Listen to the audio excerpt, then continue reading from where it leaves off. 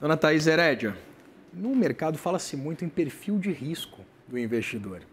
Queria saber se o perfil do presidente Lula é um perfil mais moderado, um pouco mais agressivo. Qual que é o perfil de investidor do presidente Lula?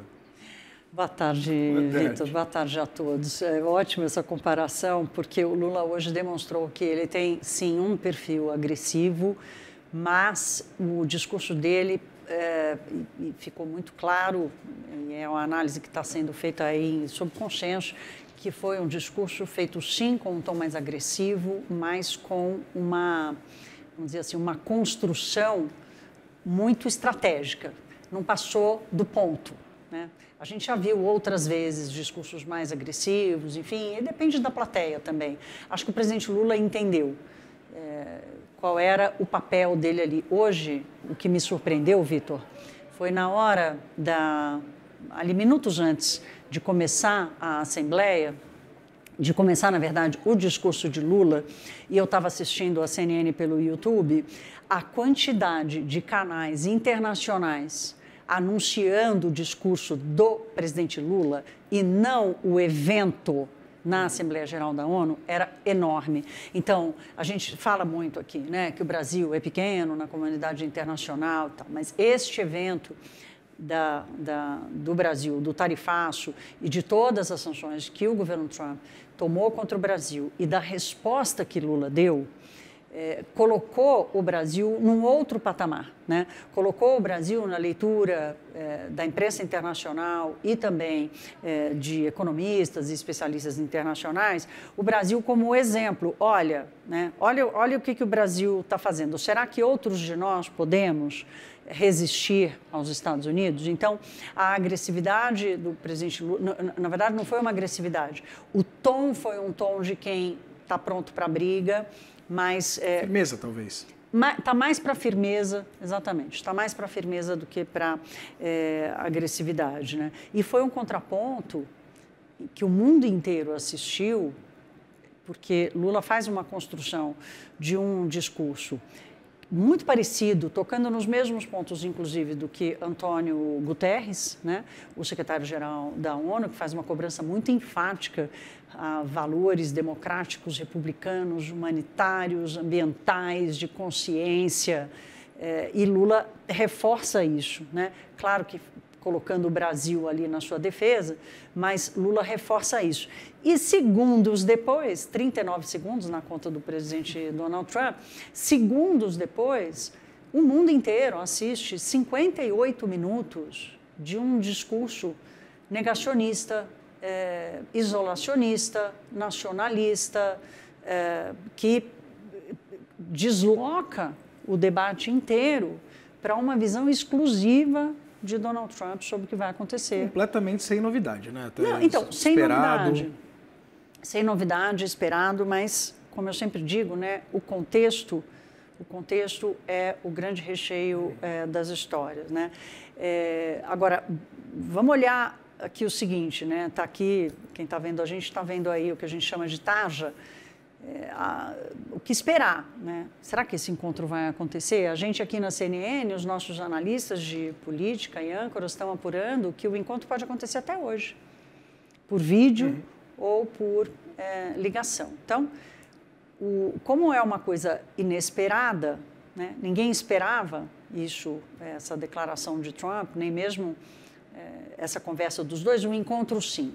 O encontro, muitos com quem eu conversei hoje, especialmente diplomatas e consultores que estão acompanhando e foram contratados por empresas e por setores para ajudar a defesa do Brasil contra o tarifaço nos Estados Unidos, todos me disseram, não, olha, não fiquei surpreso com o encontro, fiquei surpresa, claro, com o que resultou do encontro. Então, a grande pergunta é o seguinte, né? Onde é que está o risco, onde é que está a oportunidade para o Brasil nesse encontro, nessa conversa que finalmente vai acontecer? Pensando em risco retorno, né, Thaís? O Brasil tem muito a colher, por exemplo, dessa possível rodada de diálogo com Donald Trump, mas também tem muito a perder, né? Porque o presidente americano poderia patrocinar um episódio como a gente acompanhou com o presidente da Ucrânia, né, Volodymyr Zelensky, com aquela humilhação pública feita por Donald Trump, por J.D. Vance, lá no Salão Oval da Casa Branca. E aí como é que fica essa correlação, pensando nessa sinalização dada por Donald Trump, esse diálogo encabeçado tanto pelo Itamaraty quanto também por entes privados, né, que muitos colocam na conta até do setor privado aquela lista extensa de 700 exceções publicada pela Casa Branca às exportações brasileiras que chegam lá, né, a alíquota de 50%. O que a gente pode esperar exatamente desse diálogo, seja ele como for? Mas você disse um aspecto que eu acho relevante a gente trazer para essa discussão, que é exatamente esse contexto. Acho que o resultado ele pode depender também do contexto em que essa conversa aconteça, seja por telefone, seja presencialmente na Casa Branca, por exemplo. Exatamente. A forma vai contar muito, né? A forma vai contar muito, porque você imagina o seguinte, né? Vamos pensar do ponto de vista político. Imagine Eduardo Bolsonaro, Paulo Figueiredo, que se identificaram até hoje, às 11 horas da manhã, como os únicos interlocutores do Brasil com a Casa Branca. E daí, de repente, temos o presidente Donald Trump dizendo: gostei do cara, vou encontrar com ele esses dias. Então, essa já é uma imagem forte politicamente a favor de Lula. A segunda imagem mais forte seria um encontro entre os dois. Hoje, com os recursos de redes sociais e tudo mais, né, uma imagem de uma conversa por vídeo deixa o presidente Lula com a faca, o queijo, a goiabada na mão ainda, né, mas ainda assim se transforma numa peça muito mais valorosa para o Brasil, para a estratégia política de Lula, né, e para desmontar o argumento que nós vimos até agora, dessa atuação única do Bolsonaro, do Eduardo Bolsonaro e do Paulo Figueiredo por lá. Então, assim, ajuda o Lula e desmonta o outro lado. Então, são dois efeitos, né? Dois efeitos contrários. E isso tem uma força política muito grande aqui no Brasil. O quanto isso sobrevive, gente, a eleição é em outubro do ano que vem. A batalha política é a batalha de agora.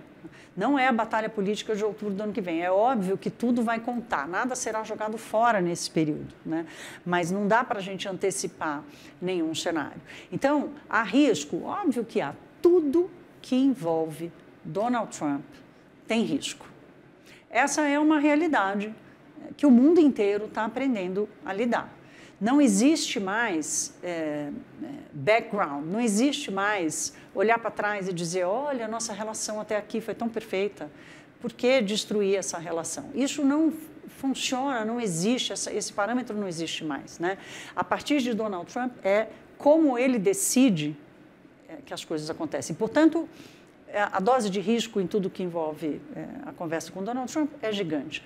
Mas para o Brasil, especificamente, tanto do ponto de vista político, e aí falando especificamente do presidente Lula versus os Bolsonaro, quanto do ponto de vista econômico, se a conversa no curto prazo não trouxer efeitos, mas só de não piorar já vai estar bom. Tenho certeza que você conversou com empresários, eu também conversei com esses consultores e diplomatas que estão ajudando as empresas dos setores brasileiros, todos viram com um tom positivo. O José Pimenta, que é sócio da BMJ, que está sempre aqui conosco, né, uma fonte importante, ele está praticamente vivendo lá e cá, entre Brasil e Washington, representando as empresas e atuando em nome das empresas nos Estados Unidos. Ele disse uma coisa muito interessante, ele falou: Thaís, Donald Trump opera por símbolos. E essa fala dele hoje foi muito simbólica. Símbolo do quê? Símbolo do que as coisas serão como ele quiser. E só para terminar, Vitor, o que Trump quer? O Trump não quer, na verdade, ele não quer pressão no ouvido dele. E essa pressão está acontecendo dos setores que perderam com o tarifaço. Setores nos Estados Unidos que perderam, das empresas que perderam nos Estados Unidos com o tarifaço ao Brasil. Então, a lista de exceção já era, em parte, uma resposta a essa pressão, né? E quem sabe, a grande expectativa é, de repente, liberar café e carne, né? Ou trabalhar num cronograma de retirada dessa tarifa, né? Então, tem ali uma lista de possibilidades que podem acontecer. Agora, nem sempre o que é possível é provável, e nem sempre o que é improvável é impossível de acontecer. E o que chama atenção, né, Thaís, é pelo menos essa perspectiva de uma retomada de aspectos práticos dessa discussão, né? Porque desde o anúncio das tarifas contra o Brasil, essa discussão está completamente contaminada por aspectos políticos e a racionalidade por trás dos argumentos, inclusive do próprio presidente dos Estados Unidos, ela não existe, né? Em relação, por exemplo, a relações comerciais que seriam, de acordo com Donald Trump, nocivas para os Estados Unidos. Ele disse isso hoje, né? Ele disse isso hoje no seu discurso. Pelo menos é uma lufada de possibilidade de, quem sabe, a gente trazer algum tipo de racionalidade para esse debate, né? O presidente Lula tem um primeiro desafio, que é de contar uma outra versão sobre, por exemplo, o julgamento do ex-presidente Jair Bolsonaro, né? Que, aliás, foi uma das coisas que ele disse no seu discurso. E aqui, um ponto interessante, nenhum dos dois, nem Trump nem Lula, citaram o nome de Jair Bolsonaro, né? Ou seja, querendo tirar este personagem do contexto de novo, né? Então, talvez esse seja o primeiro desafio de Lula. E você tem toda a razão, Vitor. A grande expectativa dos empresários é de que a maior oportunidade, entre todos os riscos que envolvem essa aproximação, né, é trazer racionalidade, alguma racionalidade para esse discurso. Essa leitura é tão forte que a reação do mercado hoje foi em cima disso, né? O que foi a reação do mercado hoje? Baixo ruído. Baixo ruído. Quando baixa o ruído, você consegue ouvir melhor ao redor, você consegue articular melhor, você consegue tomar melhores decisões, né? Então, se baixa o ruído para nós e baixa o ruído para os americanos, alguma decisão melhor pode sair disso tudo. Tem o wishful thinking, né? Tem um desejo aí, enfim, da gente ter algum alívio? Tem. Mas nós estamos falando de dois países, a maior economia do mundo, a maior economia da América do Sul, né? O Brasil que ganha essa relevância internacional diante do tarifaço de Trump. Então, vamos esperar, né? Há riscos, há oportunidades. Talvez a leitura do momento é de que para o Brasil há mais oportunidades do que riscos nesse possível encontro. Pragmatismo acima de tudo. A praticidade acima de todas, né, Thaís Herede? Como fazemos todos os dias aqui, né, meu caro? Thaís Herede é sempre um prazer. Sem café. Não, ninguém viu. Até amanhã. Obrigado.